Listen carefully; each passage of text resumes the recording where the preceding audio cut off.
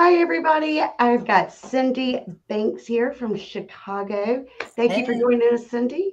And hopefully, we have Linda Wells. Hopefully, Linda is in the process of trying to figure out how to log in. So once she gets here, hopefully, we will have Linda from Michigan.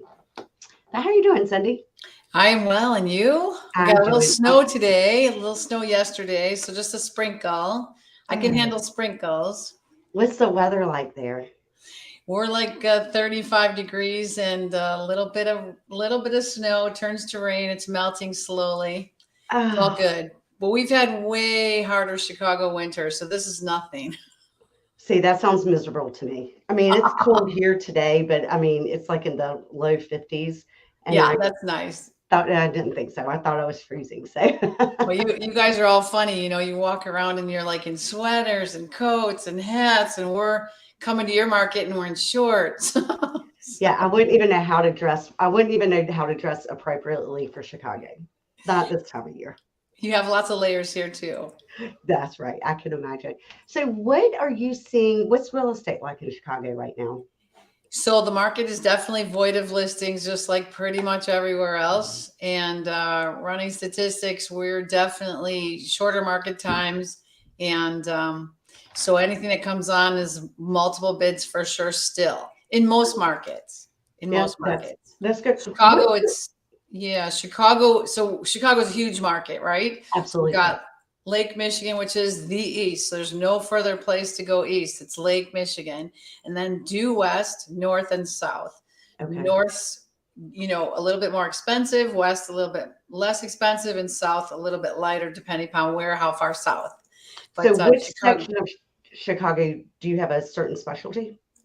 So along the lakefront, we love the lakefront. Of course, it's attractive. It has the water views, and you have Museum Park, which is Oh, really fun. So the World's Fair built all these beautiful buildings for the World's Fair ages ago, and those buildings are still intact. So they're very oh, pretty. Yeah. that is awesome. So, what's the average price point on the lake?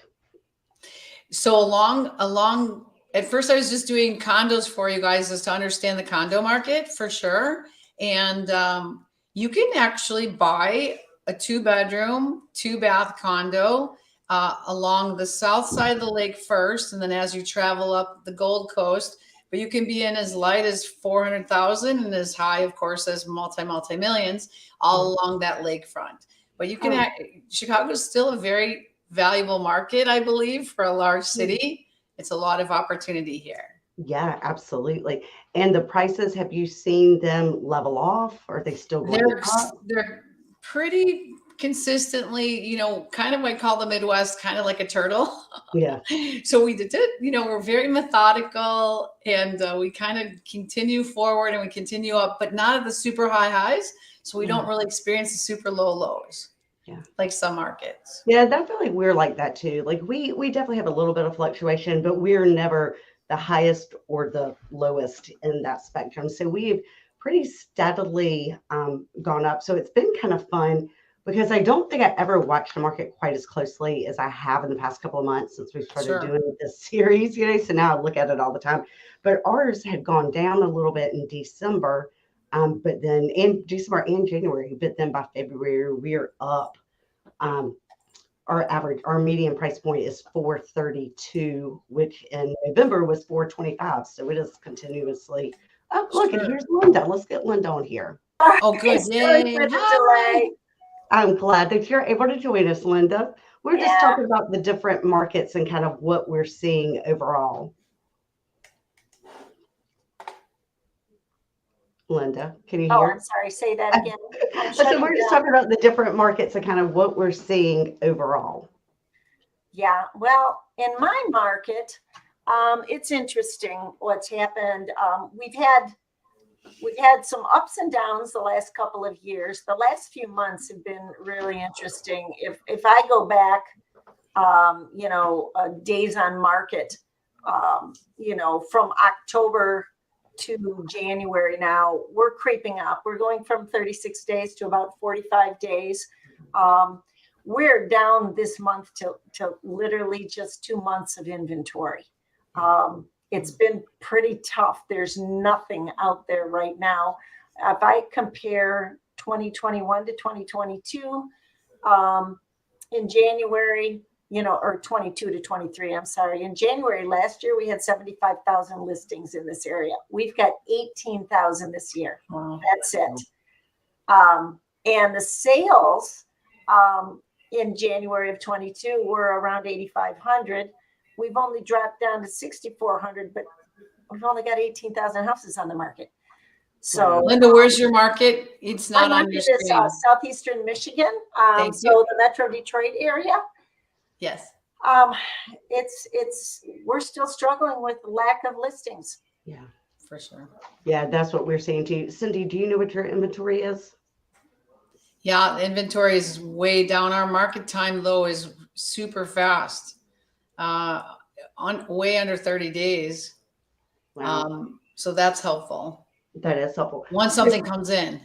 Yeah, right. Our inventory, we're down to 1.9 months, which is low. Linda, I see that as well. We don't have anywhere near 18,000. So if you're going to dive in, I'll tell you this.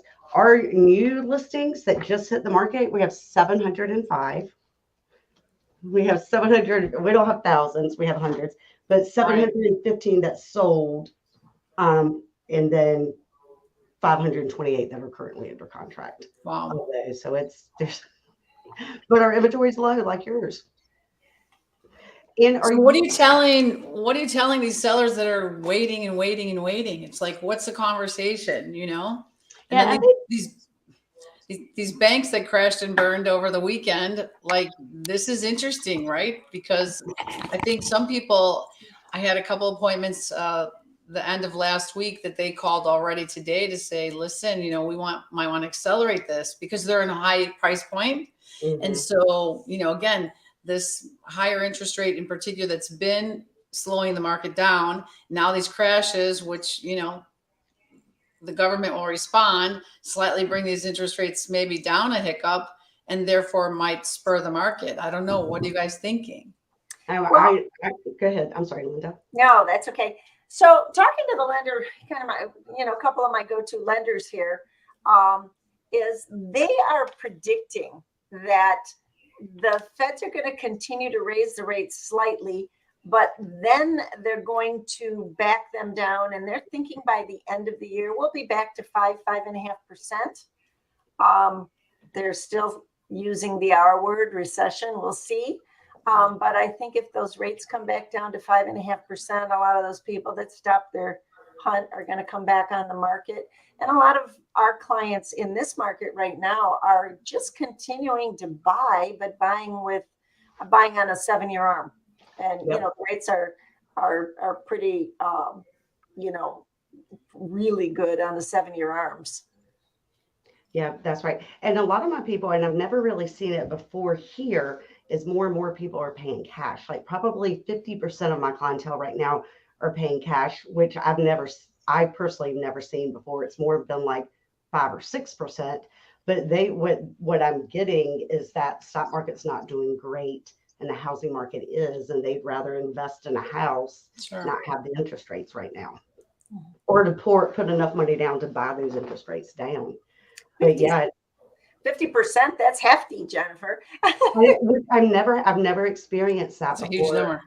Yeah, our job market here is not great. So one thing COVID did is allowed people to work from home. So most of the people in our area typically tend to be either professionals, retail workers, or retirees, right? Because of our job market. But COVID has opened that up to all the people that live in Chicago and New York and New Jersey and California that want warmer climates and lower taxes can move here. And a lot of them are young now with growing families. It's interesting. I had 3 this weekend that were all the same, all coming in from different states, all wanting 2 offices, 4 bedrooms, a yard, a pool. I mean, it's interesting to see that trend kind of change, and at least locally, and paying cash. Yeah. Do you have basements in your market, Jennifer? So no, we don't have basements here. A couple of houses do, but it's very rare because we are on the water. So if we have a basement, it is going to be underwater. Yeah, not ideal. No, not ideal. And Linda, basements common in your market? basements are very, very common, but because we are the mitten surrounded by water on all sides, there are a few cities that are notorious, couple of them near Lake St. Clair, that we say, well, there's two kinds of basements here, the basements that have leaked and the ones that are going to leak. Yeah. So, Yeah. and the reason I like to present it that way, because a lot of times some of those homes are, first time home buyer homes, and they get all freaked out when they see that rod holes have been, repaired. And I said, this is a good thing. It's a really good thing. But yeah, in Chicago area, you're pretty much like us, aren't you, with basements? We have a lot of basements on, in terms of the suburban market. Yeah. Yeah. And then, a lot of condos and things, obviously, in the Chicago market. Right. We do have some single family, of course. And then we've got, the 2 and 4 flat buildings and things like that within the city. But I was comparing the condo market earlier before you jumped on, Linda. And, we're a very good value for our condo market. You still can be in a huge metropolitan city with the best food, the best entertainment, and world-class museums, blah, blah. Yeah, I love Chicago. You can get into our market at 400,000. That's hard to do in New York, LA. These big cities. It's not easy. Here we can still do it, and Chicago O'Hare Airport is helpful because you can pretty much be anywhere from there. Right. So. Well, our market, it's funny because everyone in Michigan talks about the housing prices. And when we get people coming in from out of state, they go, boy, things are really cheap in Michigan. It's all relative. It is all relative, right? And as far as basements go, it's funny, Cindy, because, and hey, Sia, and anybody else, feel free to chime in. Let us know how your market is. Please, we love that conversation. But instead of basements here, what they have done, oh my goodness, and there's my friend Mark. Oh, Mark.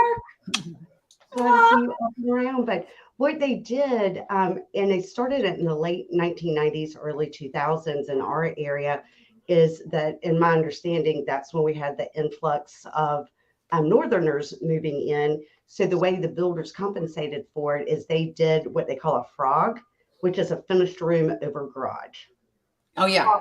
Yeah. So it is that room that gives you like that basement added space, but we don't go under. Which is 20 feet, at least. Yeah. So it's a good room. That's right. So then we do it above the garage, finished room above garage. So you definitely have space, which, when you were indicating about the people working at home. Yeah. Trying to figure out 2 offices or over that garage with a, divider. That's right. There's options that you have in your market. We're often going the basement for the other offices, That's right. And so are you starting, so back to your question, so that you had asked if what we think that we should tell sellers right now, right? So what is it that you're telling sellers right now? Well, I'm telling them to go to North Carolina. And Michigan,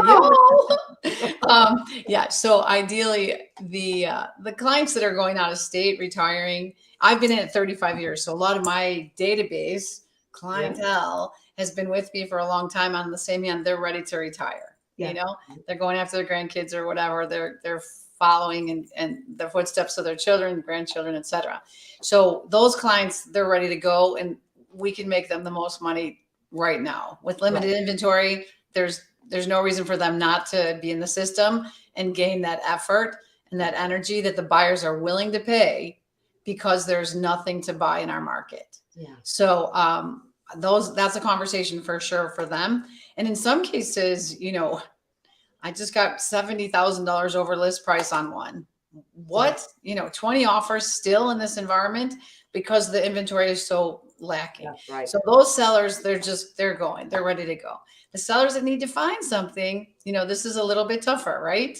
Yeah. So what's the alternative? I'm saying, do you have family members? Do you have a summer home? Do you have a house in Michigan? You could go during, after school. Where can you go while you wait for the market to kind of increase in inventory so you can participate in this environment. So the conversation is much more complex, I think, than it's ever been in at least my career, in terms of trying to find, we're always counselors, right? We're always psychiatrists, psychologists, experts on so many things, or more importantly, we think we can be. But we have resources and people to give them for different things. Now it's kind of like, where are those temporary housing locations that the transferees used to have to go to all the time? Right. When they came in, they'd have a month or 2 months or 3 months before their new construction was built or something along this line. Now it's kind of like that needs to be built in for the regular, if you will, seller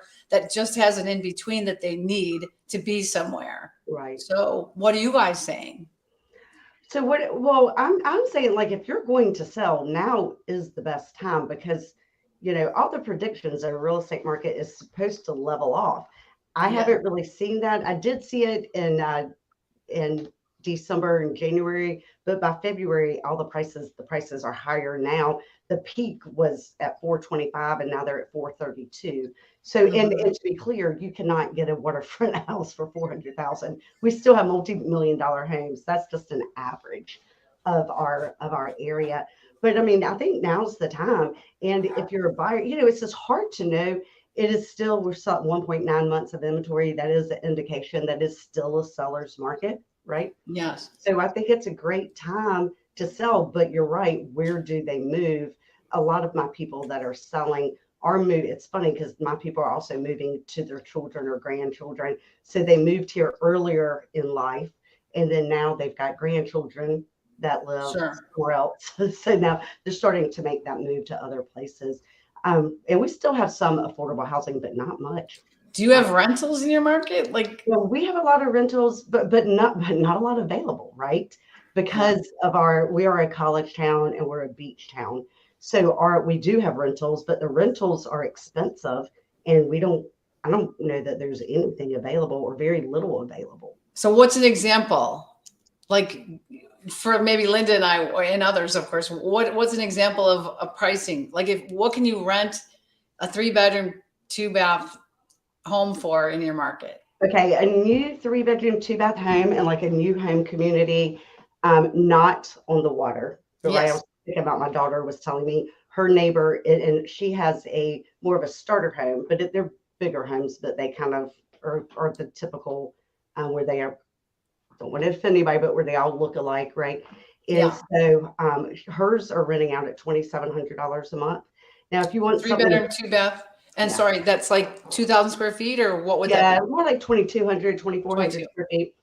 Yeah, and then if you go to the beach, I mean, anything on the water during the summer will rent anywhere from $3,000 to $5,000 a week. Yes. Linda, what about you? So our rental market here is tight also. There's not a lot available. There's very little available. And the ones that are in this southeastern Michigan, we kind of have a line of demarcation here, east side, west side. If you get into closer to where my office is in Birmingham, you might as well get in line for a rental, and those can go excess of $5,000-$6,000 a month. Outside of that area, because we're in Oakland County, which is one of the richest counties in the country, but it's all over the map. If you get outside of those areas, there's a lot of those little starter homes here that are 3 bedrooms, maybe 1.5 baths, but they're 1,000 square feet. There's a lot of little small starter home ranches that were built, around the automotive boom and after the World War II. So, what are those going for? Those little ones are going, 1,800 a month, something like that, depending on the area. We've got a really diverse area here because, people talk about Detroit and, think that it's not up and coming, which it really is. It's coming back in a big way. It is, right? It is. Yeah, it's happening. All the young people are moving downtown Detroit because that's where all the companies are going. But if you go just a few miles outside south of Detroit, and you run into Grosse Pointe, is one of the up and coming old traditional mansions, and then, you get the little tiny starter homes. So we have a little mix of everything around here. One of my first boyfriends, Linda, was in Grosse Pointe. So I know Grosse Pointe. Oh, yeah, he grew up I should have been well. with that boy. Anyway, very expensive area, very beautiful. So I had a call today. Yeah, it's gorgeous there. I had a call today. One of my clients just bought a house last year and got a good value, like in the 800s. I literally think he could probably make $250,000 like in 12 months. And he's like, oh, do I go? I go, well, what do you want to do? He's like, well, my interest rate is low still, as you know. And what if I rent it? So I ran rental numbers for him on that particular property for like $9,000 a month. And he's like, I think I'm going to do that game and just pay down that mortgage, like $53,000. I'm like, if you can be somewhere, I go, where can you be? And he's like young, maybe late 30s, a couple little kids, but recently divorced. Short version is, he goes, I'll be with my parents. I'm like, do it. For go. $9,000 a month, he can build some equity real quick, right? And that's like 3,800 square feet. Wow. So we have a couple exclusive lakes in this area. And I did one rental last year for $24,000 a month. $24,000 a month. For a 12-month lease? For a 12-month lease. And it was a client from California who, grew up in Michigan. Mother was here, failing health, and wanted to come for the summer. Yeah. That's real unusual. I don't think I'll see another one. That's amazing, actually. That sounds like California. Yeah. Do both of y'all work with buyers? Yeah. And Cindy, can you hear me? I know you were having a hard time. I know I'm having a little problem. What was the question? Buyers. Do you work with buyers? Yes. And my team does. Yeah. What advice are you telling buyers? Well, same thing. You're going to refinance this out. Right now, you just need a foothold in the market, because right now, if you have no foothold, you've got really nothing. The buyers that are having, like I said earlier, the little challenge is the one that just got into their starter house before. Now they're trying to upgrade with limited inventory. They're scared about leaving what they have to be able to try to see if they can get anything further. But I don't really, of course, I understand the clients that have this interest rate challenge. But truly, it's how we answer the challenge, right? It's only information that they see off the media or wherever that they're hearing this conversation. Otherwise, as professionals, of course, they're looking to you and I and saying, hey, listen, what do you think? Here's what I think. You need to be in the deal. Because, I bought my first house at 13%. 7's nothing, so come on. So I think they just, they're getting information that's not necessarily completely accurate to the market they're trying to get into. And if they have some flexibility, like Linda was indicating, to be around the market, like slightly outside where they were originally thinking, then I think that's what's happening. One of my, I have a very small team, and one of my guys, Danny, he is amazing, speaks 4 languages, so that's helpful. But more importantly, Danny will show anything, anywhere, at any time. Pretty much, she's the any man, Danny, the any man. Anyway, so, but his conversation is the same. You have to basically be in the market to be able to participate as a stepping stone, especially a young buyer. If you forecast hypothetically 30 years into the future, you're not going to be in this little house. You're going to be in the next house, the next house. But the only way you can do that is if you stay in the game, get in the game, right? That's right. And so I agree with Linda. Everything I've been reading as far as predictions, and I hate doing predictions because obviously we don't have a crystal ball, but about the interest rates and what's going to happen. Everything I've been reading, everybody I've been listening to has been, they've said like June, July. Like, it'll go up a little bit again. They're actually saying it'll go up to 8%. And then it'll start leveling off, and then it'll start going down by the end of second quarter or third quarter, beginning of fourth, right? So towards the end of the year. And they talk about it. I had heard leveling off at 6%, but on a 50-year average, 6% is pretty much, or like 6 to 7 is pretty much average. The way it always was. This is what I keep saying to my clients. All we're doing is getting back to pre-COVID normalcy. That's right. And Cindy, you must have bought your first house around the same time I bought mine, because it Yeah. was 12 3/4. And I remember choking over that. Was that like in the early 90s? Oh, no. Well, before that. Way back before that. We're talking Babies. 70s. Yeah. Then my dad bought in the 80s, and then his was like at 18% or something, which was Yeah, crazy. crazy. So, but to your point, Cindy, about getting in the market. Well, that was my second house I was just talking about. But my very first house that I had for 2 years was a tiny little bungalow in the city I grew up in. And, it was like 2 houses off of a main street, and the whole backyard on the 40-foot lot had a pool in it. So I couldn't start a family there, But just before I bought that house, I was working at a ski shop, doing what I love, not making much money. And my boss said to me, "You got to buy a house." And I said, "I don't have any money to buy a house." He goes, "I don't care. Just buy something. Doesn't matter what it is." I said, "I don't have any money to buy a house." And he said, "I'm going to give you some money." And we put this in perspective, Jennifer. You're going to go way back with Cindy and I now. Yeah. He gave me $1,000. Wow. And my husband's boss gave him $1,000, and they both said, "Pay us back when you can."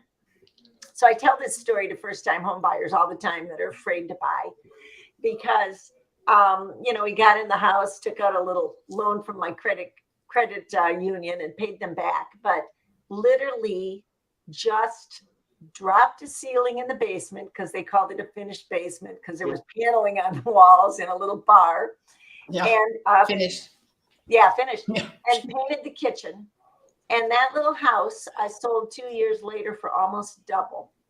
Now, it was the time in the market. And when I talk double, it went from 25 to 43,000, But had that not happened and I rented for a while, I would have missed out on that little blip.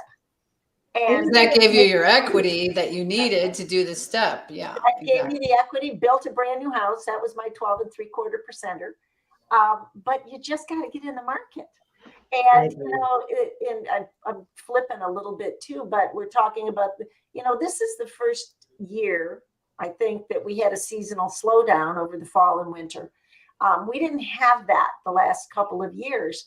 And so, I've been telling my sellers, jump on the market now before it gets flooded. It's going to come back and get flooded. So get on the market now while you have, so much less competition. That's right. I think that's really good advice. And I was like, my first house, I spent 86,000 on it and sold it a couple of years later for 125. But even my daughter, I bought 2 years ago, and her house is, I think, almost doubled, not quite doubled, but pretty close to doubled in equity. And and she's all of like 23. She certainly would not have saved 200,000 in 3 years. Right. So to me, that's what I tell everybody. It's like, when you rent a house, you don't own anything. You're not paying interest. You're not fixing it. You're also not putting that money into savings, which I think is like buying a house. It's like putting that little bit into savings every month without even knowing you're doing it. So true. It's a good way. So on these seller appointments lately, like this client does, been in their house 20 years. They had me over the other day. And they're like, "Yeah, we've been waiting to do these improvements. We think we're going to do some improvements. We want to do this. We want to change the carpet." I looked at him. I said, "Please don't touch your house. Just give it to me." Yeah. Like, I don't want any improvements. I want no money spent. I know that's like a little radical conversation. Some people are like, "Oh, you have to get it supermarket ready." I'm saying in our market this moment, there is no such thing. Right. Market ready is just being literally available, because they said, "Oh yeah, it could take us about 6 weeks." I'm like, "You don't have 6 weeks. Let's just go do this." Yeah. So it's interesting, the conversation that we used to have, right? And the conversations that we have currently, they are different for each area. There's some parts of Chicago that's not going to be the case for sure, but for the general marketplace, it's really timing. It's really timing. And we have snow, like Linda has snow. So they're like, "Oh, we're waiting for the crocuses or this or that." I'm like, I'll put pretend flowers outside. Let's make this happen. Well, there's no time like the present, right? Because we know what's happening today. We don't know what's going to happen in 6 weeks. Cindy, to your point, I was at a listing appointment yesterday, and the house is beautiful. Original owners. And believe it or not, when she told me it was original and they didn't update the kitchen and the house was built, I don't know, 99, I expected to walk into oak cabinets, and I walked into these beautiful dark cabinets that went all the way up to the ceiling. And, to me, it looked like they had updated it. Sure. But their carpet going up their stairs and the loft and the bedrooms was worn, obviously needs to be replaced. We had that very conversation. She said, do you think I should replace the carpet? I said, absolutely not. Number one, the rest of the house is beautiful. Number two, someone might want wood floors up there and carpet, and they're going to rip it out. So I'm on the same page as you are with this market and the shortage of homes out there that are available. Cease and desist on spending money unless it's something really bad. She had one thing. This house was very neutral and really pretty, but the door going into the garage from the house was hot pink. Nice. My color, your color. My color too. Yeah. Vicky's color. It was pretty funny. She goes, because I kept saying, don't do this, don't do that, don't do that. And she says, do you think we need to paint this door? And I go, yep. Wait, I want it. I want to come get it. Cindy, I'm with you. Yeah. So, but all in all, I'm with you. Right now is not the time to start doing renovation. Unless, in some instances, do that big renovation and you'll get a lot more back. But in most, not the case, at least in this market. That's right. That's right. And I tell people, because I went into one house that was really bad. I had to go home and shower after I left. It was really, really bad. But even then, I was like, let's just price it. Let's price it right. We actually got 18 offers in. She cried. It sold well above what she thought it was sold for. And she didn't have to do anything after the renters had destroyed the house. Oh, that's literally. Darn renters. Darn. We've all had our few, I suppose. But let me just say this one thing that they did. It was just the worst thing I've ever seen. Is they had cat litter. They had cats, and they put the cat litter in the laundry room floor, and never changed it. Oh, wait, you mean not in a box? Just not in a box. Literally on the floor. Nasty. So by the time I got there 2 years later, there was 2 years of cat pee and poop that had now turned it into concrete on the floor. Because the cat litter, when you wet it, it just leaves it there. Oh, and I am telling you, the smell, like I said, I had to go home and shower. It was bad. That was just one of, they smoked inside, and we took off the pictures off the wall, and you had like the ring around it with the smell. It was bad. But we sold it, and she was happy. So many people think real estate is so glamorous. Yeah. It's funny though. Those houses that are in horrible shape sometimes are the ones we get so many offers on because the investors are coming out of the woodwork. Exactly. Well, she didn't have, in her particular situation, she didn't have any money to fix it up, and it needed to be cash because there was a lot wrong with it. It hadn't had water. We don't know when the water stopped working, but the hot water heater had been disconnected. Like, it was in really, really bad condition. So we priced it for a cash offer, and we got 18 of them. Wow. And it sold well. It sold more money than she thought it. Like I said, she cried. She was very excited. And it sold we closed in 7 days. Cash offer. So now that you brought that up, Jennifer, what are you seeing, Cindy? Well, both of you. I'm looking at the shift from, say, last spring until now and how many offers we were getting. And last spring in our market, that was the norm. Well, not 18, but the norm here was 6, 8, 10. And now I'm shifting. I had one that just closed last week that I had, I think, 6 offers on. But lately now it's maybe 2, 3, maybe 4. What are you seeing, Cindy? Yeah, it really is going to depend on where it's sitting in the market physically, but definitely so my strategy is perhaps very like your own, but I go in up against a couple different agents. Oftentimes I'm called in, maybe the 2 or 3 agents, and one agent's like, oh yeah, I'll get you the moon. The next agent's like, yeah, it's marked here, and this is the reason. And I say, I want to mark you here So I'm going to get you here, so like I'm pricing it very, very right. So I can draw those 20 offers, if you will, but there's a whole strategy behind it. You shoot it when you put it on, nobody allowed, open house for 2 hours, you create all the energy.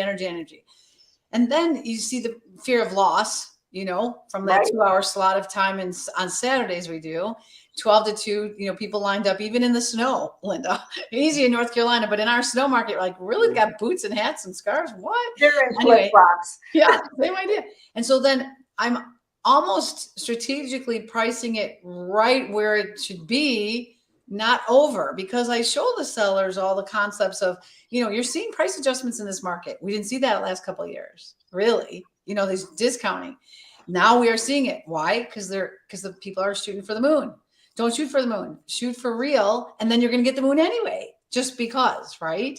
So it's a little different strategy than some of the competition. I 100% agree with you. Yeah, we're winning those. Exactly mine too, Cindy. Good. Honestly, I have a little bell curve that I picked it up somewhere along the road on one of the old CMA programs, and it shows, time on the market versus activity. Yeah. And I think that's the best visual for sellers to look at. And I tell them, you put it on the market at the sweet spot. You've got all these people waiting for a house in this price range in this area to come, and they flood on in. But, in the old days when people said, oh, we can always drop the price, by the time you do that, you've missed the mark. And all you have are the onesie, twosie new buyers coming on. Right. Hi, Robert. Kisses. All our buds are showing up. I love that. We've had a couple people. All of a sudden, they just all came in at the same time. Yeah. Awesome. So, but I have the exact same strategy that, there's now, is that done? Yeah. I have the exact same strategy you do. I talk sweet spot all day long, and you'll end up, ahead of where you thought you were going to start and still get the activity. For sure. I 100% agree with you. And it's interesting because I just had this conversation with my team a couple of weeks ago, and we were kind of disagreeing because I agree with you ladies. And it's definitely, I could prove to you, like over my last 100 sales where I had the listing, that if you price it right, you do get multiple offers. But when you price it high and it sits, and this goes back to your bell curve, Linda, it sits and then you drop it and then you drop it. Then it's giving too many negative signals to the general public. So I really tell the sellers that you're never going to get that energy again. You got one shot, one weekend to get that energy. After that energy is not the same. There's nothing I can do. There's no magic. The magic's going to happen right in the beginning. If you trust me on this, I'm going to get you more money than you ever thought. But, of course, I get about 90% participation. And that last 10% that I can't convince, they're still on the market. Go figure. That's right. And then when they expire, you could come back in and say, well, I hate to say I told you so. But kind of. It's a conversation, right? It's a conversation. That's right. And then they sit through the pain of now they're expired or withdrawn, and every new agent on the face of the earth is calling them up. I always warn them that this is how new agents learn, and it's kind of. So, we are able to go after, we definitely have still expireds in our market for sure. And we're going after those guys for real. I think the big thing to take away, especially on a group like this here, is that, the experience level is really what sellers in particular and buyers are looking for right now, because there's so much noise. There's so much noise. So you just have to refine it. And, you're the voice of reason for so many reasons. You're the voice of reason. And how is it going to be relayed? So your message to them, your communication to them, I think is so important. That's what I've been telling my, small group that I manage.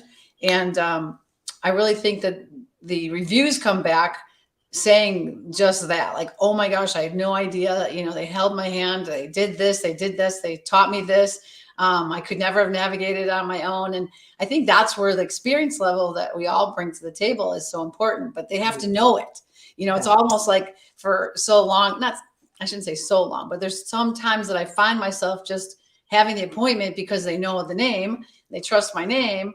And so therefore I tell them about, what we do, blah, blah, blah, but it's not nearly like nailing it for real, like I would a new person. And that's a disservice, right? I'm like, wait, they know me, but maybe they don't really know all about us, you know? So it's kind of bringing out that better analysis or conversation again, even with the people that know us so well, you know?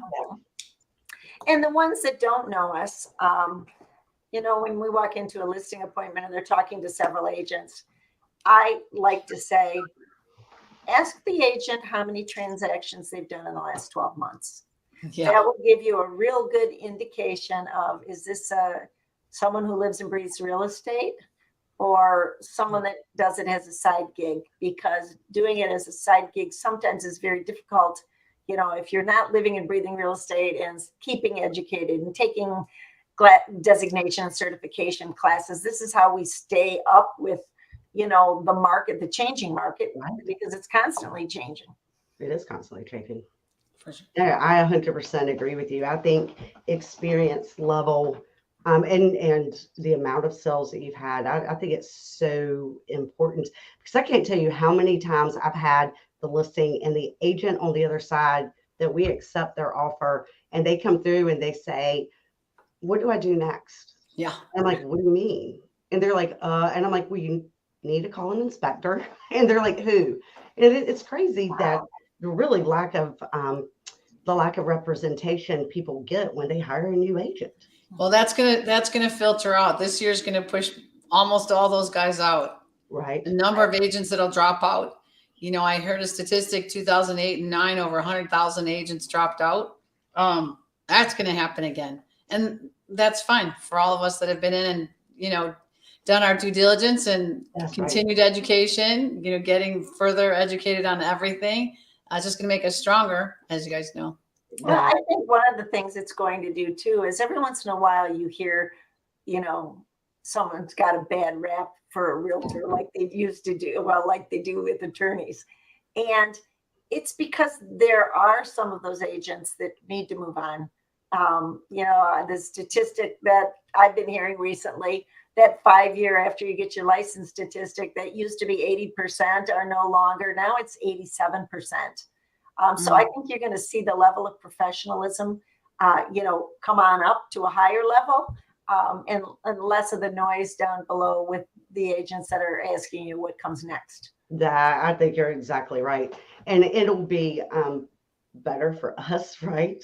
But also better for the industry in general, better for the public. Because sometimes I feel really sorry. Or if I call an agent to present an offer, they have the listing and I have the buyer, and it takes them 10 days to call me back. And I've called, I've texted, I've emailed, I've called, I've texted, emailed. And then they're like, oh. And I'm like, does your seller know that I've got this offer that I've been trying to find you? You know? So in our market, we have page 13 on our contracts that the seller has to deny it. Do you guys have that where the seller has to see? I think that's kind of imperative. Like, I want to know my offer or the client's offer got, you know, at least presented, and there's no guarantee, you know? So if they have to sign off on ours that they saw it and they rejected it, that tells me at least it was presented. So they're on that page, they signed that they reject the offer? Yes. So it's interesting. So I have my sellers, when we have multiple offers, I have them write, like exit out and initial date it. The page, your first page? Yeah, just do it on all of them so that they know, that everybody knows that they did see it. Right. But there's nothing written for us to do it that way. So our contract actually has that in there. Wow. So it is helpful. Yeah. What about yours, Linda? Does yours?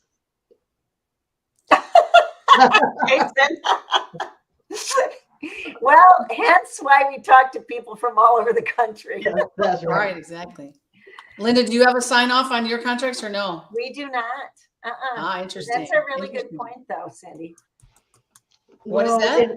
It is a good point, because you do wonder, like Cindy said, did your offer even get? Think about this. Now we have a buyer's acknowledgement of seller's acceptance. Why don't we have a seller's rejection, rejecting it? I mean, I'd seriously bring it up. I'd seriously bring it up to your board. Yeah. Because here's the reason I say this, because there's so many new agents. Yeah. And they're just not doing their job. Yeah. You know, if you bring the contract to any of us that know what we're doing, you know, you're going to be sure it gets presented, because it's illegal not to present it. That's right. We I had had brand one new recently. agent, I had ABC one Realty. recently that I talked to the agent. We were traveling. My client was getting an updated purchase or a pre-approval. And I told her I'm going, and the house had been on the market and it was rough and they just had a price decrease. Told her the offer would be over in the morning. And in the morning, by the way, I lost a client because of this, because of course they blame us. In the morning, I get up and she's texting me, what the heck, the house went pending. And, so I called the agent and she said, well, an unexpected offer came in last night and my seller decided to accept it. Mhm. I'm going to go back. I haven't done this yet, but I bet you willing she to had. bet she got both sides. Absolutely. And never waited to present that offer of ours, had no idea what it was, and therefore did a real disservice, in my opinion. Yeah. So it doesn't serve the client. I mean, there's an ethics issue there. So that's what I'm saying. I think those of us, everyone, but those of us, especially with experience for sure, that have seen these crazy things come and go before. And, we have something on our MLS that says report anonymously. I don't know if you have something like that on yours, but a report anonymously is just not for that particular situation, but anything that's incorrect in MLS, which there's a ton of stuff that's incorrect. Okay. We flag it, because how are we supposed to police ourselves to get better as an information deliverer, which is MLS? Everything drags from MLS, Zillow, et cetera, et cetera. So how is that information supposed to be checked if the agent's not doing their job or doesn't? So many agents put stuff in, they don't even look at their work after they did it. They just launch it and it's wrong. It's like, it's baffling to me, actually. But so we have that button on our MLS, but again, to bring people to the table, not to get in trouble, just to like, hey, did you know that you did the following? Because how are they going to learn if their manager's not on top of them, training them, which is shame on the manager or the team leader, whoever, how are they supposed to really get better? And how is the industry as an industry supposed to be more, concrete on information, I've noticed lately and this is recent here. I had an investor I wrote 6 offers for, and 2 out of the 6 did not include, I shouldn't say didn't include, in the listing did not list the appliances. So I clicked through the pictures. I'm like, yeah, there's clearly everything here. And, so I just add it into the purchase agreement. I'll let them tell me no, and they'll take it out. But, both instances were, oops, sorry, I forgot. Yep. I mean, how do you forget a beautiful home with nice stainless appliances and just not even click the box? Because they're not even looking at their work. Makes me crazy. We talked about, or we were going to talk, I think Jennifer put on the list of FHA and VA buyers. You guys have them? Right. Yes. I'm starting to see them. A year ago would have said no. Now, yes, absolutely. And we're starting to see some seller concessions. What about you two? I'm seeing concessions. Not huge concession. Well, I mean, I had a guy that had to give for an entire roof, and he knew that's what he was going to have to do to get the house sold. But yes, concessions are coming back. I actually saw more FHA last year than I'm seeing this year. Oh, wow. Yeah, so I'm not quite sure, why. Yeah. Couple VAs popped up, but last year I had more FHA than I do this year. Yeah. I see Rich commenting on that VA 779. Yeah. Sweet. Yeah, all those numbers have definitely pushed up, which is super helpful for those buyers. Yeah. Absolutely. Well, I had I'm going back to new agents because it just made me think about it. Talking about seller concessions. Actually, I had the buyer and a new agent had the listing, and they had multiple offers, and we won the offers out, which was awesome. But we came back in and we asked for, it was like $10,000 worth of repairs. We'd asked for repairs, and we asked to have the house exterminated and a termite bond put on it, which is about $900. So overall, we asked for $11,000. He went back and forth in the negotiations, and I have no idea what happened, but we ended up getting $15,000. Nice. I told my buyer, I was like, what in the hell just happened? We asked them for 11. They said no. We went back and forth and we ended up with 15. And I'm like, telling you, new agents have no clue sometimes. I'm hoping that's your best Zillow review ever. Or Google. Well, My agent multiplied that's my right. credit. That's right. Only after 11, and somehow miraculously I got $15,000. I had one Jennifer's the best. transaction similar where we offered, let's see, the house was a FISBO, then it went on the market the day my client wanted to look at it, and we offered $215 on this house, and they said, well, we got to close right away. And I said, close right away, no problem. And they went, okay, you can have it for $200. Like, fabulous. What are you guys doing different? Anything different through your database? I'm just digging deep. What did you say, Linda? I'm just digging deep. You know, I've always done a pretty good job of staying in contact with my clients. But, you know, what I did recently is I went back 5 years and decided I'm going to touch base with every one of those people. You know, I'm going to start with the ones that I haven't been as good, you know, that haven't been responding to me or whatever.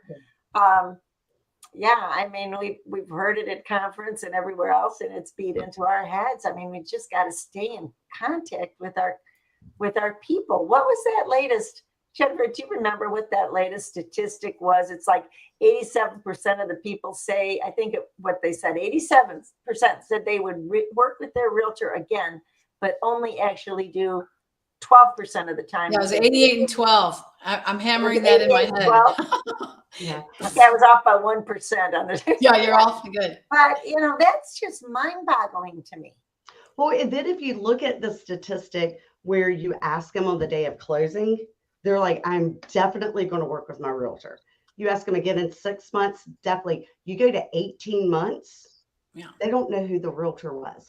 Yeah. So do you guys mail into the other side? So that property. So what I mean is you sell 123 Main Street, you're the listing agent. Do you start putting 123 Main Street, the buyer, in your drip campaign? I send them a letter on January that says you're probably looking for this, and it's our closing disclosure. But like, I'm saying the one you didn't represent. Yeah, I sent it to the ones I didn't represent, but that's all I do. We need to do more about. Here's the point. You just heard it. 88 to 12. Yeah. They're not going to remember Susie. They're just not. So you might as well remember you. It's just an idea. Yeah, that's a good one. I send them one letter, but that's where I kind of leave it. I like that, Cindy. And, you know, we should all be doing that.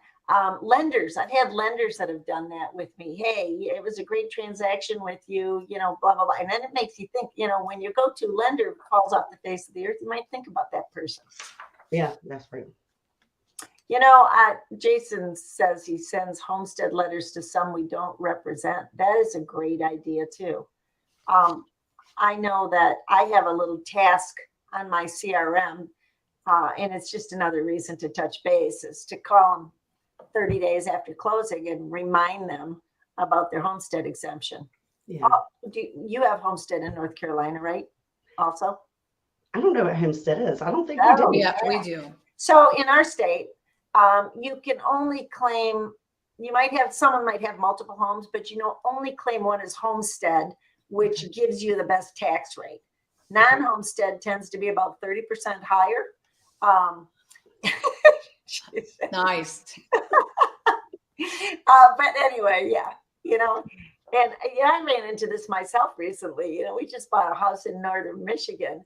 And I've been in my house for 10 years. And now I'm going, oh, when that next tax bill comes in, I might make my vacation home my homestead. The point is, the one that's going to have the highest tax base is the one you want to make your homestead. Right.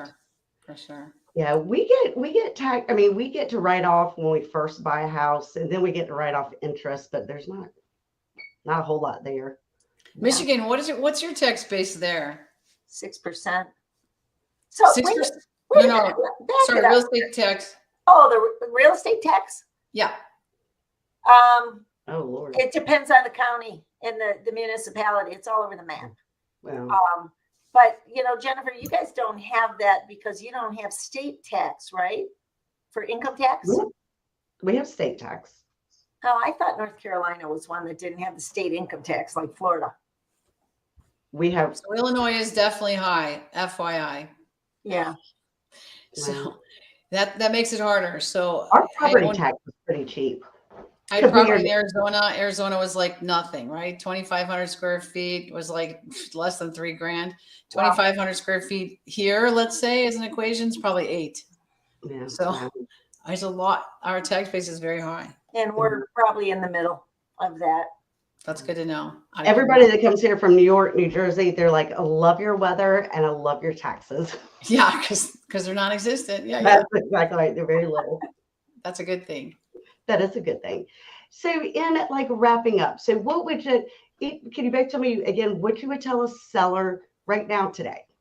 They're thinking about selling. What is your advice? I tell that seller jump on it now before more homes start flooding the market, less competition. And there are a ton of buyers out there and nothing to buy. Exactly. I would agree with you. What about you, Cindy? Same thing. Got a place to be. Let's go somewhere else. You know, right. And then what are you telling your buyers? Same thing. Yeah. Jump. Yeah. Well, because you don't know what the market's doing, right? Because everybody's been saying for years it's going to level off, but it hasn't. It continuously goes up. So, I mean, I'm telling everybody, you know, if you're worried about interest rates, but you love the house, you can always refinance later. As long as you can make it, as long as you can financially make it work, you can refinance in a year or 2 years when the interest rates do go back down. What do they say? Marry the house, date the mortgage. Is that what they say? Exactly. Yes. Who are they? But they do say that. Whoever they are. Yeah, I do hear that a lot too, but it's like, which one do you want to love most? The house? I mean, if you're in love with the house is not going to be there in a year, and the interest rates will hopefully go down in a year. So they'll keep moving. That's so I right. wore my little sweater for you. I've took it out of my closet. Haven't worn it forever. Keys and houses. That It has keys on it. And then I also wore this for you. Don't know if you can see it. Can you see it? Funny. Oh, your house ring. I love it. She went all out. All I did was wear a remax. Go all out. So it is a weapon if needed. That's right. And then I have a condo ring too. Oh, you're so cute. I don't know. If you have on your Remax shirt, I just, you know, I turn on my light for you. You're just Jennifer. Yeah, You're just Jennifer with the pink. I like it. Just like that. Yes, I have clients that, pretty sure a client even gave me this shirt that gives me clothes and shirt and things like it, like my phone case. Everything's pink, right? Everything's pink. Love it. Clients, they're like, saw this and I thought you would love it. So I'm like, That's awesome. I love Yeah. pink. yes, My picture's pink, but not today. yes. I had to We do have other an things. agent I in my like your market. sweater and your ring. Hey, We have an agent in my market that is known for her pink. Yes. And I mean, every day, always. And she said a couple years ago, if I can double my sales, I'm buying myself a pink Tesla. And when she drives by, we go, oh, there goes Jessica. You know? Does she have a pink Tesla? Oh, yeah. Yeah. And I'm wrapping mine, but I'm not going to wrap it pink. I'm figuring something else out. Yeah, my neighbor tried to tell me I needed to wrap my car pink, and I'm like, I don't know that. All my lights in the car are pink. That works. Yeah, see, That makes works. me happy. I don't know that I want an all pink car though. Hey, they announced Elite Retreat, by the way, October 2nd through the 4th, but there's nothing on it. But those are the dates. I went on to the October 2nd to the 4th. I went on the hotel website. There's nothing available. So I'm sure Remax blocked off everything. So we can't even go in. You know, I love these guys, but they get a piece of all this. You understand? It's all money. So they got a piece of MGM. They got a piece of everything. So they say, oh, you know, here's the preferred rate. Really? It's a preferred rate with your commission. You know, whatever. But I can't even go in now and block room because they got it all figured out. So anyway, you might want to write it down. I'm super happy about the location, and same thing when it was in Amelia Island, because what we do is go down to our condo in Lauderdale, and then I can extend it before and after Elite Retreat. I might have to have a little pre-party for those in the know. Yeah, right. Well, okay, how many rooms do you have over there, Linda? But yeah, Marco Island's a couple hours. What did you say, Linda? Marco Island's just a couple hours. Yeah, that's right across from Naples, and then it's just a little bit north. So yeah. And where is it? Somebody told me, but I didn't write it down. Marco Island at the JW Marriott. Okay. Well, I'm looking forward to it. in Yeah, October, for ladies. sure. For sure. Well, wonderful. So then, in summing up, it is a great time to buy and a great time to sell. And make sure you call Cindy for all of your Chicago Thank real you. estate needs. And I tell everybody to go ahead and call now. Like if you think you're going to buy or sell within the next 12 months, it's best to go ahead and call your agent. Go ahead and tell them what your plans are so that they can line it up so that you can get the most money if you're selling, and if you're buying, that they can line you up to jump on it when the interest rates go down, if that's what you're waiting on. And Linda, definitely for your Michigan. Yeah. Absolutely. And then I'm in Wilmington. So thank you, ladies, for joining me. I don't think I'm supposed to say ladies, but it's hard when I go live. Good. Thanks for having us. Thanks for the invite. Yeah, this was fun. And I loved hearing about your markets. That's cool. We'll find you later. Yeah, we'll see you in at a lead retreat, if not before. Hopefully before. Come to Chicago. Visit. I will. I do. My fiance's family lives in Chicago. Oh, come. We have a great city in the summer. It's a little tough in the winter. But Yeah, we have a great city in the summer. We came right before a team, so we went late November, early December, I believe. Yeah. And then went to the team. Festivals everywhere. It's a very fun time, and it's very safe. So of course you're not going out at 3 a.m. in the middle of bad locations, but logic, right? Logic. Anywhere. That's right. Yeah. I'm a sleep Exactly. buddy. Take care, guys. Awesome. Okay. Bye, guys. Bye. Thank you. Thank you.